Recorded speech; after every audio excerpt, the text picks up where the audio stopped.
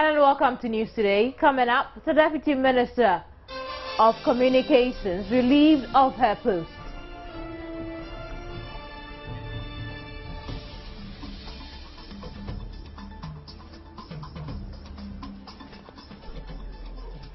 Also ahead, National Communication Authority reports that at the end of September this year, there were a little over 27.5 million mobile phone access. Palestinian officials say Israel is the only suspect in the death of leader Yasser Arafat.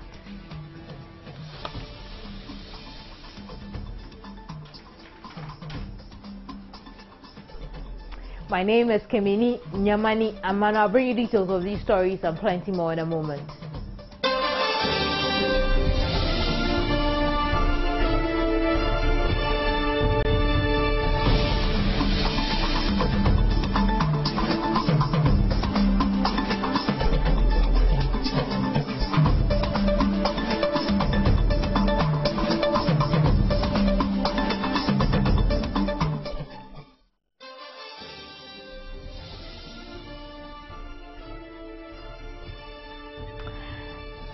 This is News Today. Now, Deputy Communications Minister Victoria Hammer has been relieved of her post, according to a letter signed by the Minister of Information and Media Relations, Mahama Yaraga. His Excellency President Dramani Mahama has relieved Miss Victoria Hammer of her post as Deputy Minister. The letter did not state why she has been fired, but it is believed that a leaked tape on which Miss Hammer is heard discussing internal government and party issues is the reason for her sack. On the said tape, she said telling the person on the other side that she will not quit politics until she's made at least $1 million US. The tape went viral on the internet and social networking sites, with newspapers quoting verbatim the comments contained thereof. This is not the first time Victoria Hammer has been caught in a controversy. About 4 months ago, a video of her shouting her disapproval at her assistance at the Technology Forum went viral also on the internet.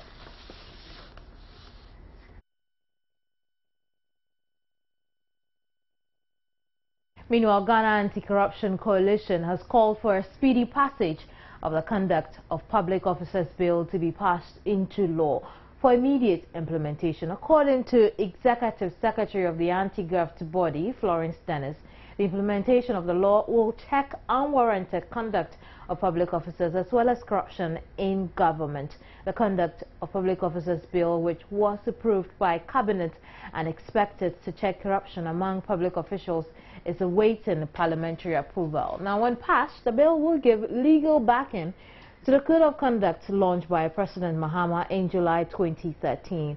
It is also expected to coordinate anti-corruption legislation in Ghana and harmonize its dispensation.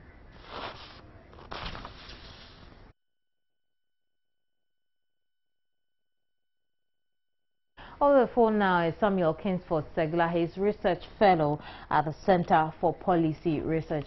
Hello, Samuel. Hello, Samuel. Good afternoon. Good afternoon to you, Samuel. Once again, we've been hit by a tape which is believed to have prompted the sacking of Deputy Communications Minister Victoria Hammer. What do you make of this fallout? Well, good afternoon once again. I just heard about it not long ago, about 30 minutes ago. So for now, we have very little information. The letter did not state why she was relieved of her post as Deputy Minister. But we're just presuming that because of the tape that has come out. What we can say immediately is that government should come out and give us reasons why she was relieved of her post, though the president is not compelled by any law to do that. But if government comes out to tell us why, it will help everybody. Secondly, we have to also be very careful about how we handle it, because the issue has just come up. We've not verified the authenticity of the tape, but we are just assuming that what she said was true, and that that was the reason why she has just been relieved of her post. But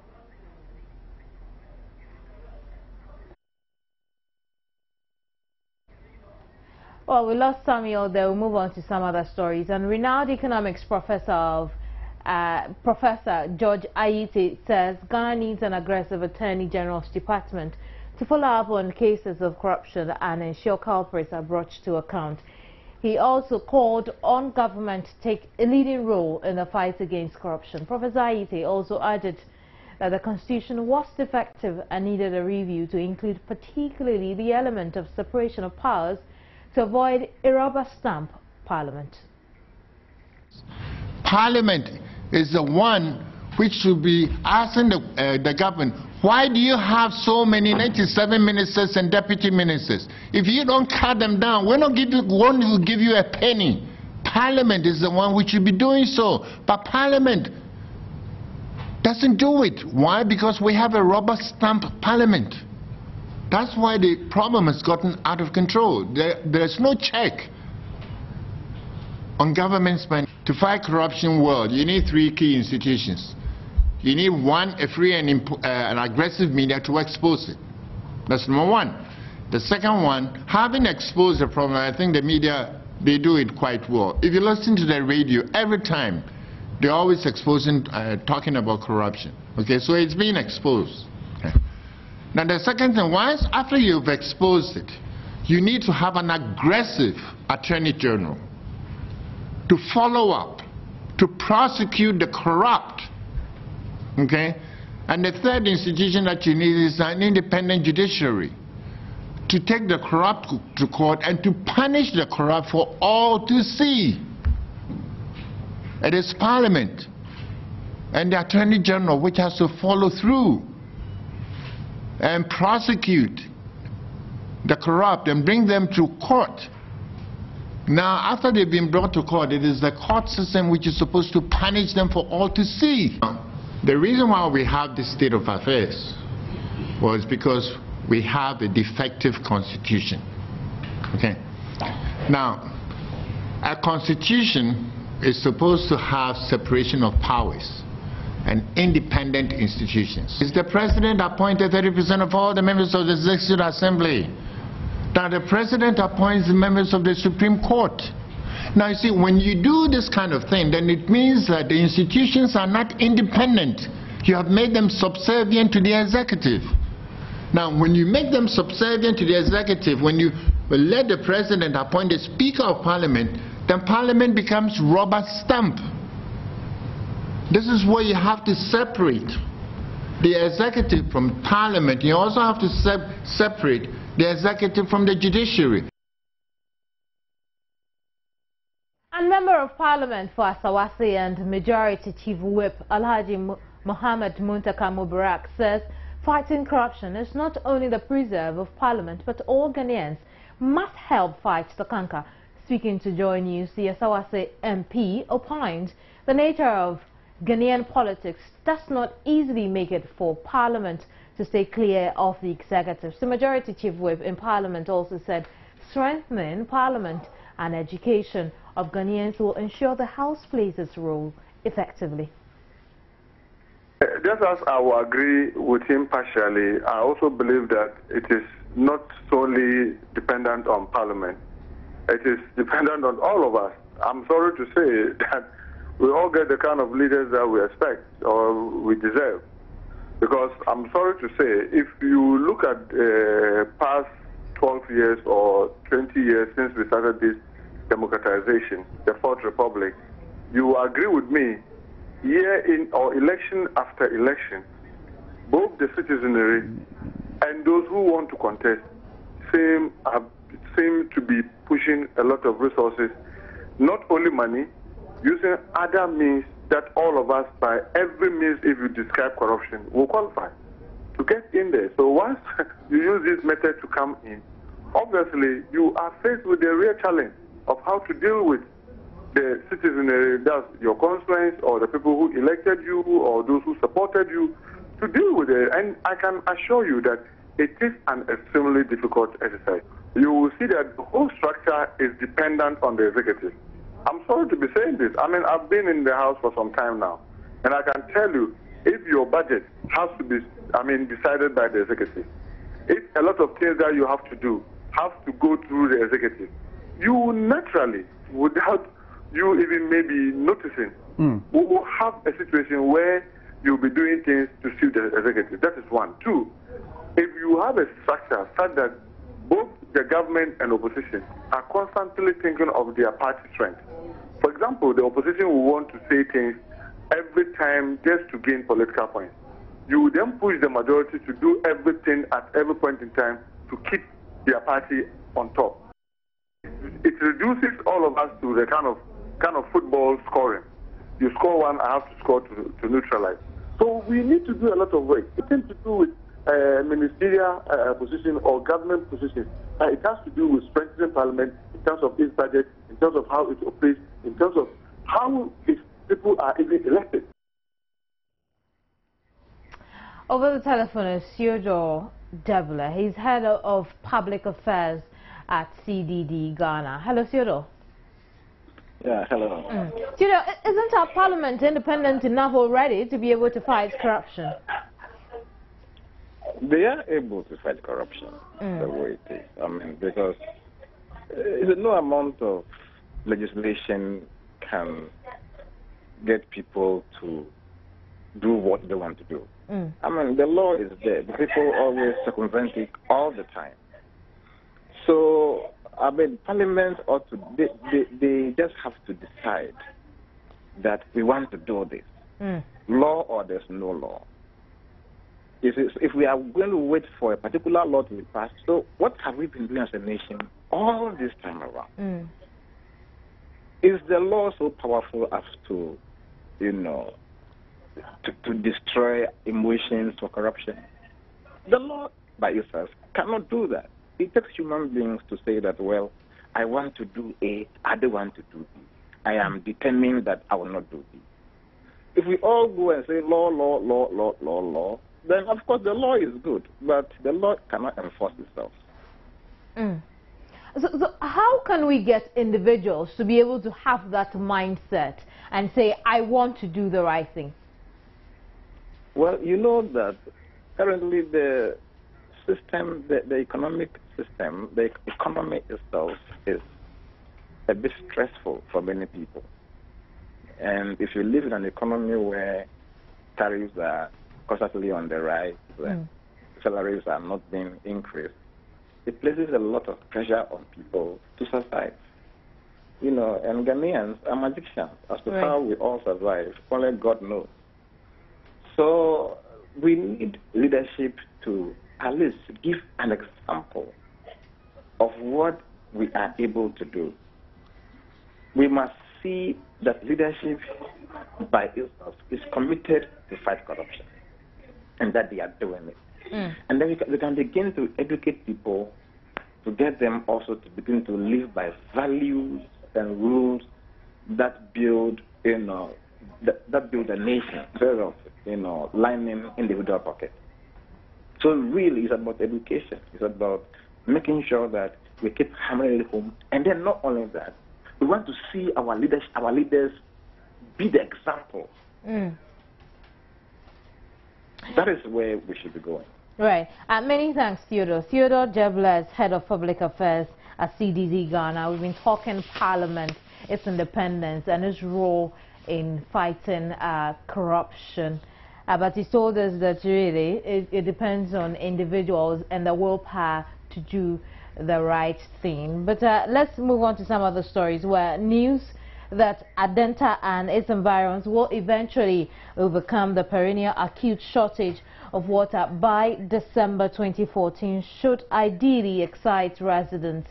This is, however, not the case. Some residents still join news that they are not equally amused about comments from their Member of Parliament that prepaid meters will be installed on their lines once water begins to flow.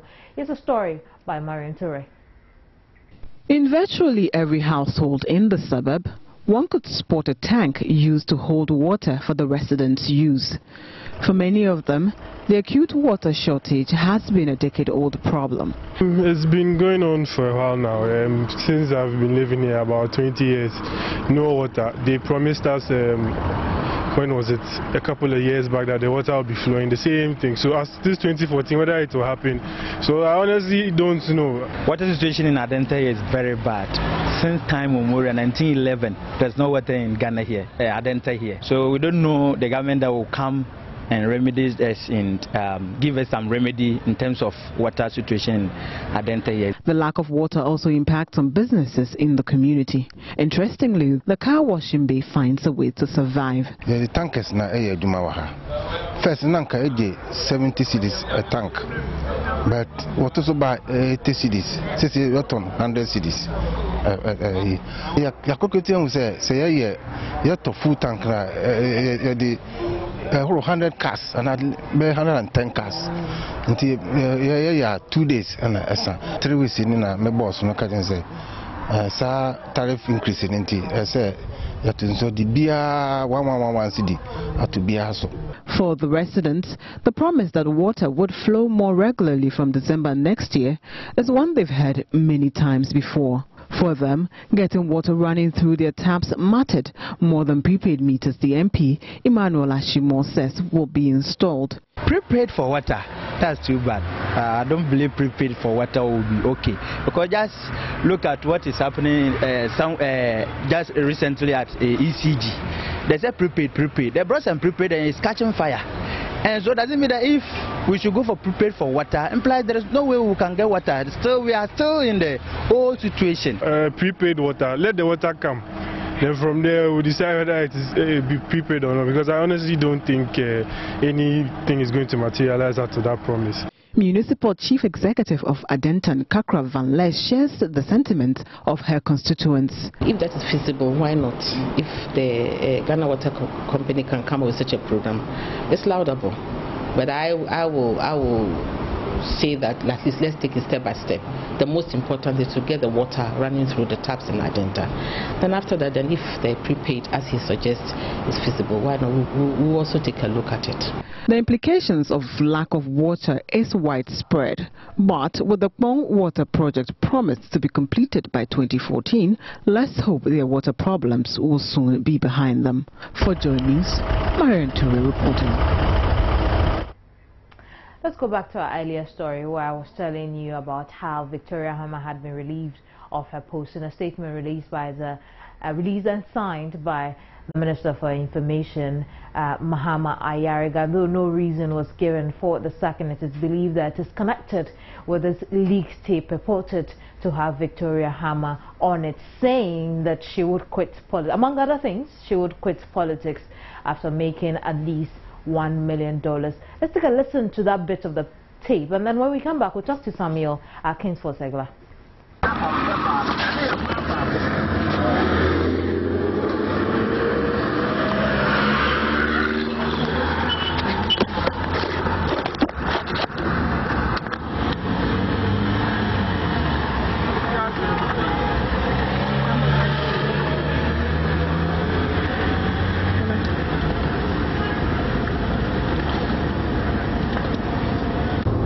The president to choose you, Rahel Apo, Betty Grant Mankasa, over his lawyer friend's wife, who is always with them in the house. When you enter the house, and he's in the house there. Who could present people stop war? So just stop war one thing. They are friend. Na Madam Adisa say, Ubra Nwaba.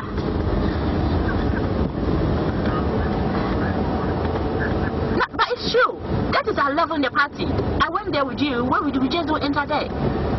I even have more access than she has. So most of that she used me to get there. So it's in Aponte, then the soldiers, even though they know you are deputy ministers, they refuse you to enter. Me afraid. Then they say, so dear Mumbra, what is not meeting up for 30 minutes? Now what does that tell you? Maybe she thinks she's I don't know. Tell me, I have advised that she's not taken. Or say you can be removed. Maybe president, and so can I see. Me, I told her, I said, who you get it? And I made it with the pot as a bar. Me make you $1 million, not me. If you have money, then you can control people.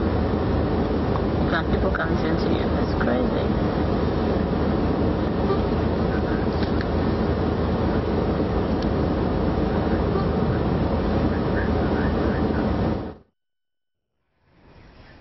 So that's just a bit of close to 30 minutes bite from, believed to be from Victoria Hammer. Over the telephone is Samuel Kingsford Segla. He's a research fellow at the Center for Policy Research. Samuel. Hello. Good to have you back. We lost you earlier, but you were making a point. Yes, I was saying earlier that in the interest of good governance, transparency and accountability, government should tell us why she was relieved of her position. Now, if it is established, because for now, it is just a tape that has come out. If somebody says she's going to make $1 million before she paid, there could be other ways. Maybe she wants to invest her earnings or whatever. But if it was not stated explicitly, but if it is established that, yes, this person has any intention of embezzling state funds, then we have to even commend government for taking this bold step by relieving her of her post. But what I'm saying is that we should first, government should tell us why she's being relieved of her post. Let's check the authenticity of the tape, and then we can move on from there. And then also, I want to commend the anti-corruption crusaders for what they are saying. The code of conduct for public officials as at now is not enforceable. So we are waiting for that legal backing that will make it enforceable. And we want to call on government to quickly make sure that it comes into being as early as possible so that people who engage in such practices could be prosecuted. So immediately, these are the issues we can raise, because the issue has just come up and we are still studying it from different angles. We are still asking questions. And when we get the right answers to the questions, we'll come out with our position on the matter. The $1 million for many who've heard the tape may not be exactly the problem, but the fact that on this tape, Victoria is you know, purportedly, Victoria is heard saying that when you have money, then you can control people. Now, for a young person who's been given the chance to help govern the country, and such a tape surfaces, I begin to wonder, you know, what role this could play in giving young people a chance, perhaps in the future. Yeah, it's a serious issue, because this is a young person who has just been given the opportunity to serve in government. And so if such a statement is coming from the person, then it's a problem, because what you are telling the state is that no young person should be given the opportunity to serve because young people are dangerous. That is one angle. But I think we should also be very careful, and this is a lesson for all public officials, to be very careful about what they say, both in public and in private, because you may not know who you are talking to. Not long ago, this issue of WikiLeaks cables came out, and we heard a lot of things. And so if public officials are talking, people can send their agents to come and interact with public officials, and they will say all sorts of things, and then they will record and take it away. So public officials, I think this is a very good lesson. We have to be very careful. They should be careful about what they say, both in public and in private. And I think the code of conduct for public officials should include some of these things. So that they will make guided statements. They shouldn't be just talking like that. I'm happy you mentioned, you know, being careful about what you say, but whether you're a public official or not, are you not entitled to your opinion? Yes, you are entitled to your opinion, but if you are a public official, you become a public property. So that is why you have to be very careful about what you say, because anything you say, anybody can pick it up. Make it a very big issue. We'll leave it here for now, Samuel. Samuel Kingsford Segla is the research fellow at the Center for Policy Research, and we've been talking the tape that is believed to have Victoria Hammer on it, and also this tape has been linked to her sacking Friday morning by the President of the Republic of Ghana. We'll move on to some other stories. And we'll do some other stories, so let's take a quick break.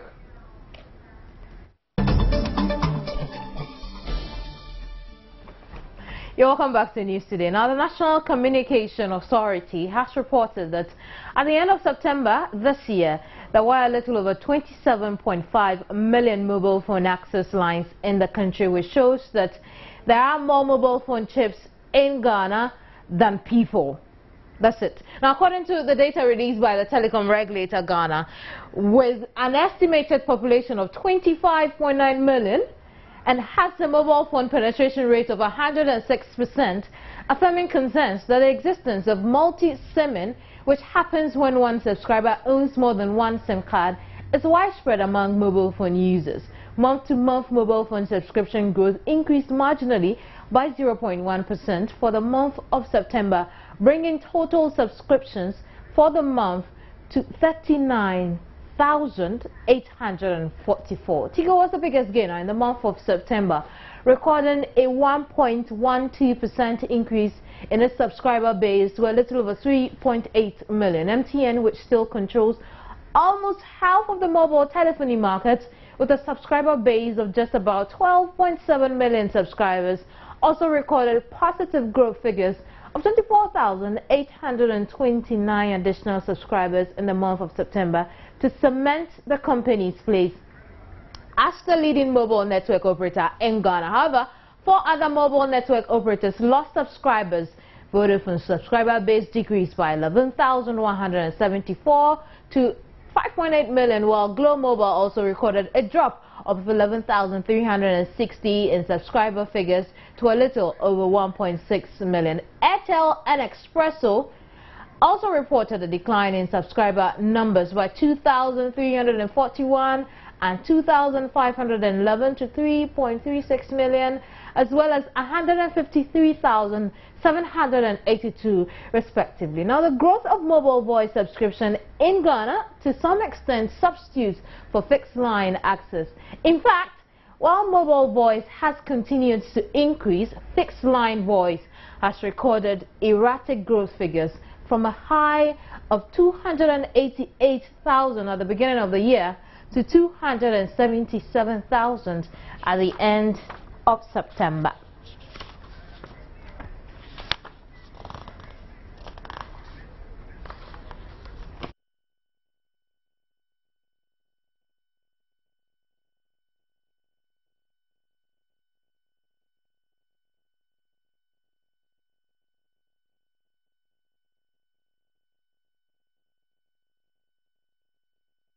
I love Christmas, and it's barely 2 months away. As usual with the season, shoppers go to town to do early shopping for the festivities because we fear price increases. Our business reporter Abigail Adumako Entry is in Accra Central. She joins me live from the area. Hello, Abigail. We are the Central Business District of Accra, where, as usual, activities are really bustling. But we want to find out, as Christmas approaches, are these activities geared towards Christmas? I'll be speaking to some traders and some buyers as well to find out how business is going for them. I'll quickly speak to one trader here, and she will tell me how exactly trading is going for her. Good afternoon, ma. We are live for Multi TV Joy News. So, Pacho Brown. What's your friend saying? Pacho, your friend, me Adwa Komea, Kate. Na ejumemu ete say. Ejumemu die enye November pa ye drink asate mi ye ton taren kabro nyan taren ke ye to. Eso say ye misa bompo. The entire am see ye misa ye school. Obiaya o chiane be fees obiaya wo hwe ne ba eti November pa school ye bie na esa kobro nyan de e di medwedifo se ama niema no bo nko soro enso ye nto bo na ye fofo atare se wukita 25 Ghana ubenya bi 35 ubenya bi ho atare se ne bo no wo fem se wa wo to material kra se wo pam kra be brosa Tereni credit me charge bi wo 30 na ne aya pam dada 35 enso ye patch wansa na yato enti enioma ne bo nko so na nipa no ene ento wakofa nioma for Christmas eniema yakofa niema Christmas niema ba ni nyina wo dem aya hye ne kama enso obi ama obi ama say wukura wo baaye wutwem ha nka November pa nka abenya kwan enso nipa once obi entwem wukura wo begina ha wo nche ya wo yenya be 15 and 20 minutes wa won so obi ewura ha beto ade obi enwura ha emeto ade say yenim se Ghana sika na ekohio say ye koko for ne yentu ya wo mko say den yo enti amasika no ebi ni krom enka ekọ edru November say yanka sika mo no yesi koko sika banzo say ye hunu bi ebi ni krom na omo de ato ade na bronya ba wo arehemu se ebia edru bronya nipa beba beto ne mama say ya arehemu a me de me wa gina Psalm 23 so yehu ani ye hwefo onyame se wono ne ye hwefo na hwere nhia ye tie nim se ne awaka no ono nti wo ma bibia nhia ye nim se ye ne ma kakra no nyame be ye ya adom ame ato kakra e de amaye. Okay, so she has been speaking to me in the Akan language. She tells me that even though her items are cheaper, people have not really coming to buy. And November, as we all know, people should be shopping for Christmas. But they haven't seen that yet. But they are hopeful that maybe when Christmas approaches, the people would come in to buy. I'll speak to another person to see if she has a different experience in trading. Ma, good afternoon. Mepacho o multi TV join news so your friend was saying your friend me comfort na mepacho eduma ekwasen bonya ebe oh aduma ne de anyame se enka no kure se de ne ma ne boa ye den no ombu se ne ma no kura omo nto sisa ye kokwa so yi duty boa ye den omo so $1 boa ye den sefa boa ye den duty no so boa ye den enti ne ma no ye se kokwa so a wo ba kwason for kwa won be so kwan so ansa be du nkra ha no say den eji sa ban no obetuma hu bi onye hu bi ma ye pa ne chaw ene ma ne buo ntia ma ne ma ne so buo na kosoro o mbu sa ma mutimi nto ye se nada ye se ne ma kosoro pa ye se no hu mo bo ye nto hwe ye betena ha ye tia sa ne asore ko fie ye sere no ye ne ye ma ye so ye pese ma ne ye se de o mo ye ni bi nti ye sere o mu ye mo bo kakra wai no ma ne ma mra fom. Now, apart from duties, taxes, no, would you say utility, insure any kania canon so I'm a name? Miniaba, insure, Metalabadi, and Fiamia Nuni, and so far, Lan Muda, sister, your bucket 5,000, 50% per bucket, and your tonneau, sister, and yet. Let be the bobo. Let be the bobo. Winyaba. Enya some ketwa sister. Yes, sir, ya huchiri. Yankani abwa. Just pass ya huchiri enti yes no ray away. Ya panachon ray. Okay, so you heard another trader there expressing her sentiments about how trading activities has been for her. It hasn't been too good as this time, that they expected that activities would go well. I have one. Tough times, eh? Abigail joined us from Accra Central with that update on business ahead of Christmas, which is just next month. But hopefully the stocks have been doing well, and with me in the studio is David Odoidankwa of Gold Coast Securities. But just before he tells us how the stocks have been behaving this week, you remember last week we started on how to choose your stock broker. We spoke about, you know, the middleman and the real broker. We're done with that, but he's going to wrap up quickly on that just before we get into, you know, how the stocks have been behaving this week. Keep your fingers crossed. David, thanks for joining us again. It's always good to see you. What are we learning today on choosing a stock? Today, choosing your broker. Today, as you said, we continue on with some of the factors you need to consider in choosing your broker. And we are looking at, we've talked about the kind of brokers that we have on the market. We've talked about how their licenses, the personnel working with the brokerage firm, they are licenses as well. And today we are talking about their knowledge. The broker should, or the institution should have personnel who have in-depth knowledge on the market. I mean, you can't just give business to people who does not know anything as you don't know on the market. They should be able to know, I mean, be able to predict some facts on the market, or should be able to just tell the happenings on the market or read minutes into some of the happenings on the market. And also, I would say the broker should be somebody who has the updated system, who can always update you on regular basis what you need to know about your stocks. I'm talking about customer service here, and they should also be proactive. You have to get a broker who is proactive, because we have some of the how do we call it, the trades not being posted on the platform. So you need to get a broker who will go the extra mile by calling other brokers, whether they have deals to sell for you or whether they have deals, I mean, to they have people seeking for the deals that you want to sell on the market. So you need to get a broker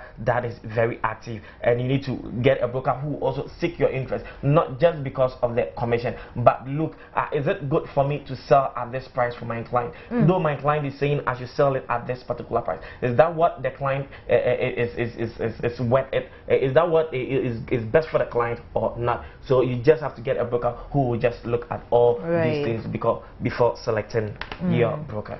So that's the wrap up for choosing a stock. And just before we get into how the stocks have been behaving this week, I'm just happy already to announce to our viewers that from next week, now that we know how to choose a stock, we'll start analyzing some of the major stocks on the GSE, the Ghana Stock Exchange, and David has chosen Fan Milk. You wouldn't want to miss out on what he has to say in analyzing that. So, but now let's go into how have the stocks been behaving this week?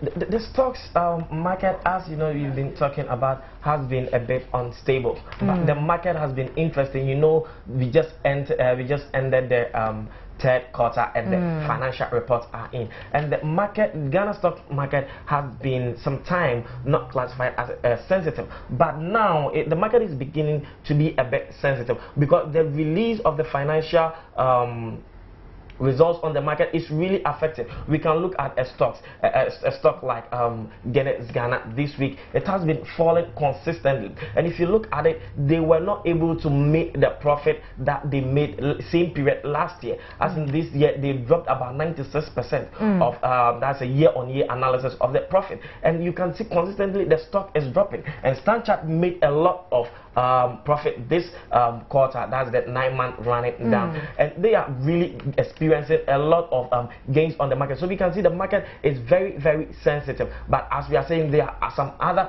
economic and external factors which will also be affected. So looking at the market has been very volatile. We had Monday increasing the average market returns, we had Tuesday dipping, and Wednesday the market went down. And Thursday the market dropped again. Today we don't know how the market is going to be, but as we said, the market keeps going up and down on the Ghana stock market. Looking at the indices, we have the composite index closing yesterday with 77.67 from Monday of 77.33, and we have the financial of closing yesterday at 70.80 from Monday of 70.15. So we can see gradually the market is dipping, but as we always say, this is the time for investors to go into the market and get the best out of it, because the market will soon, maybe if not closing of this year, next year will just revamp again. Is going to give very good returns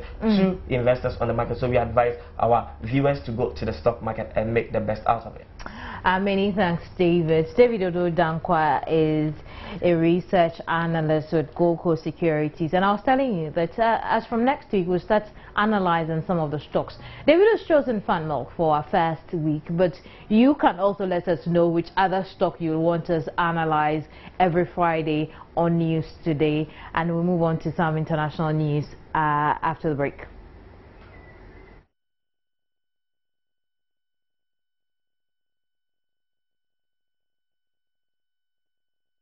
Welcome back, and this is the sports segment of News Today. We'll first start off with some highlights from the Europa League.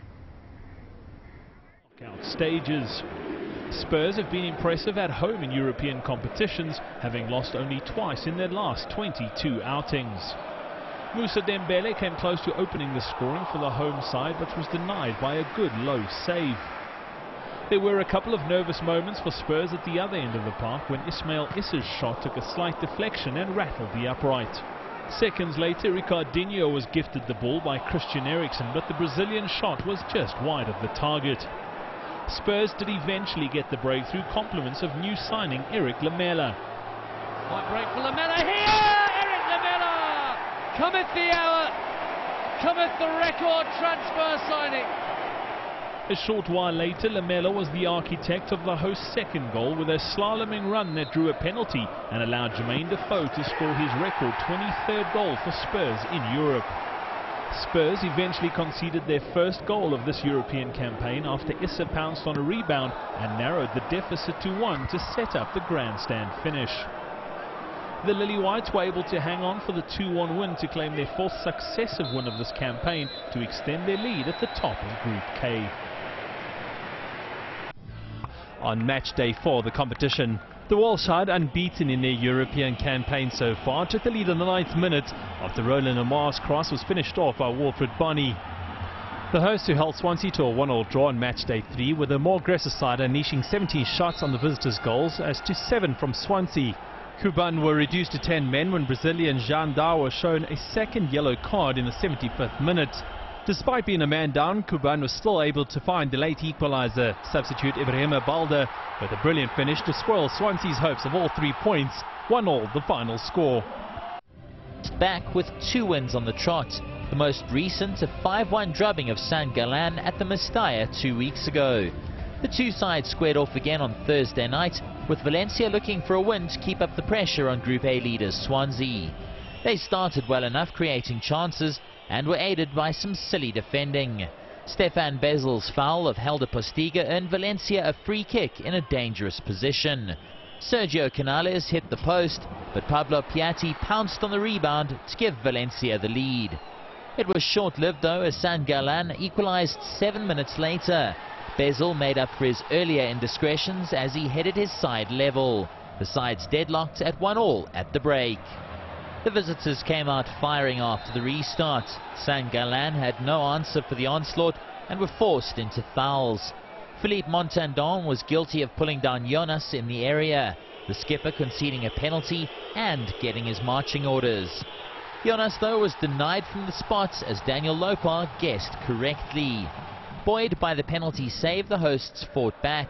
Dispossessing Valencia in midfield, Goran Karanovic showed some silky skills before breaking away to put his side in front for the first time in the game. Still 1 man short, preserving their lead was always going to be tough. 9 minutes later, Valencia were level again, Piatti netting his 2nd of the night, although he was aided by a deflection. With time running out, Canales netted the decisive goal with a stunning strike. That gave Valencia a 3-2 victory. The Swiss outfit, despite suffering their 3rd defeat of the campaign, will be able to hold their heads high after an impressive showing. Let's now check Ghana Premier League fixtures. Midyama SC will take on Aduana Stars, while Brekum Chelsea will face Bichim United. House of Lions will take on Hasakas. Liberty Professionals will lock horns with Inter Allies, while Ash Gold takes on Kotoko. Kimfaiza will take on Edubiase FC, and Amidao's Professionals will take on Hasselfolk. Dwarfs will then take on Wa All Stars.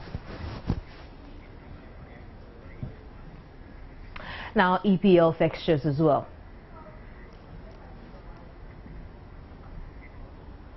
Aston Villa will take on Cardiff City. Chelsea and West Brom Albion will also meet. Crystal Palace will take on Everton. Liverpool will take on Fulham. Southampton will take on Hull City. Norwich City will take on West Ham United. Tottenham Hotspur takes on Newcastle United. Sunderland takes on Manchester City. Manchester United will take on Arsenal. I'm sure there's a match a lot of people will miss. Swansea City will take on Stoke City. And that'll be all for sports, brought to you by Tigo. Welcome back to news today. In stories from elsewhere, Palestinian officials say Israel is the only suspect in the death of leader Yasser Arafat. This follows a report that said his remains contained high levels of radioactive polonium. The head of a Palestinian committee set up to investigate Arafat's 2004 death called it an assassination.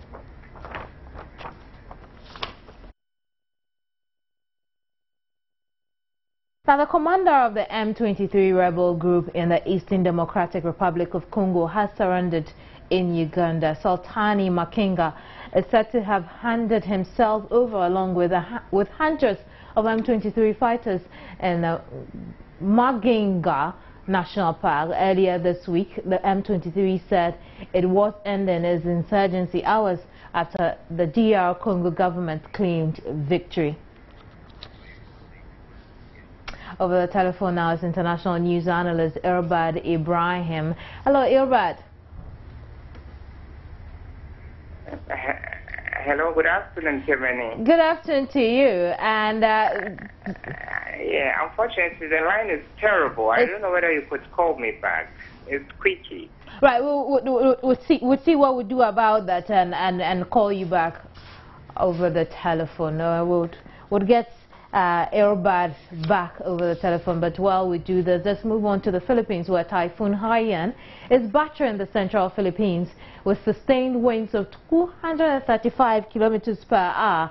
Meteorologists say that if initial estimates based on satellite images are borne out, it could be the most powerful storm ever to make landfall. The storm has forced millions to seek shelter in 20 provinces, and at least 2 people have died. The region was already struggling to recover from a powerful earthquake last month. The authorities have warned that more than 12 million people are at risk from the Category 5 storm, including the country's second largest city with a population of 2.5 million.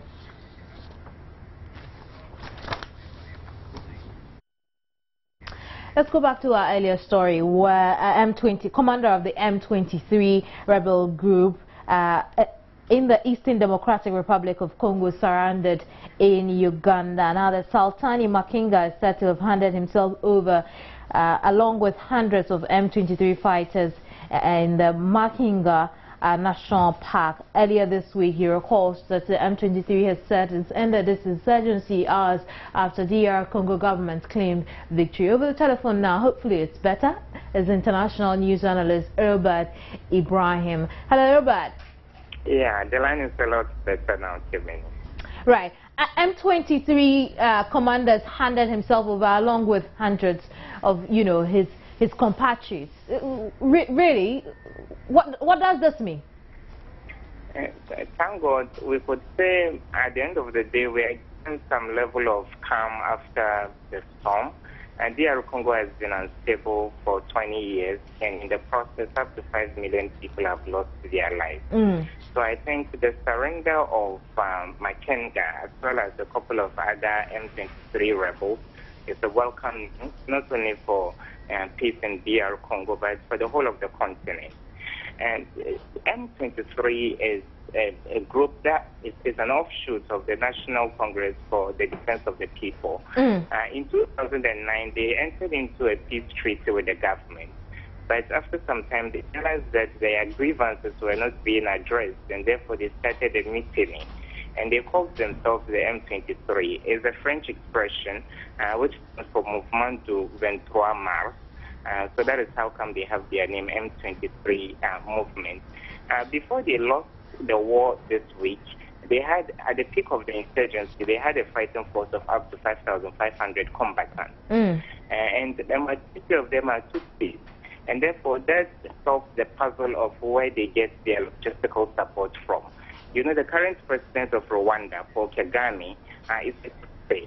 And therefore, there is a treasure trove of evidence that the weapons M23 rebels were using against the DR Congo largely were supplied by the Rwandan government. And the Ugandans are also accused of supporting them. So DR Congo is in a very restive part of the continent. Virtually all its eastern neighbors have, in one way or another, had their fair share of civil war. Rwanda, Uganda, and Burundi as well. But for us as an international community, getting a lasting peace to the conflict is what matters. And therefore, the UN Stabilization Mission, which played a pivotal role in the overthrow of these people from the city of Goma, have pledged to tighten the noose around the border so that there will be no spillover effect. And what is the way forward? I think there should be mopped up exercises to foil the activities of some of the rebels who are carrying out pockets of skirmishes. And the peacekeeping strategy of DDR should be implemented so that there will be complete disarmament of these groups through the giving of incentives in exchange for firearms. There should be demobilization by disbanding these armed groups, and also there should be reintegration so that we provide rehabilitation to ex-combatants in order to reintegrate them or reassimilate them back into society. So the vibe I'm getting from UN quarters is the special UN representative to DR Congo, Martin Kobler, says an even extended version of this peace strategy is going to be applied. And in conflict resolution, we call that the DD-RRR. So there's going to be disarmament, demobilization, repatriation, reintegration, as well as the resettlement of foreign combatants. So it's a welcome news. Elbrad will be here for now. Many thanks. Elbrad Ibrahim is an international news analyst, and that leads us to showbiz, where reports started spreading like wildfire on Sunday, November 3, 2013, on several social media platforms that Ghanaian actor Van Vicker had been involved in a life-threatening accident on his way to church, which claimed his life. The rumor indeed came with a bloody picture of the actor and a confirmation from a supposed page of actress Nadia Buari, which seemed to confirm the rumor. But Van Vicker, who is currently out of the country, has posted a video of himself on YouTube debunking the death report. Van Vicker, I'm an actor, producer, and director, and I want all those watching this station and this program right now, and all Ghanaians and people around the world, to know that I, Van Vicker, I never had an accident. I am not dead. I did not have an accident on Sunday morning going to church. I was actually in Nigeria filming. Here I am, live and colored, still kicking and loving God, doing my job. So to all the imposters, get ready. I might just be at your funeral. I have several times attempted to let everyone know my real Facebook page, my real Kik accounts, Twitter, and what have you. Let me say it again, please. My only Facebook page is J with a small letter, Van Vicker. So you've got J Van Vicker. That's my page. It has over 500 fans. That's mine. No other imposter has close to even 5,000 or 6,000. I have 500,000. That's me. And I've also got my personal Facebook account, which is just Van Vicker. That is for me and my friends. That's it. Twitter, I am Van Vicker.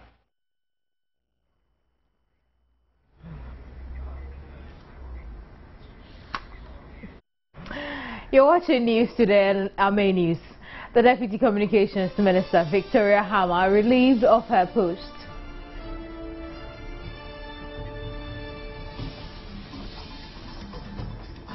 National Communications Authority reports a little over 27.5 million mobile phone access lines in Ghana, more than the population of the country.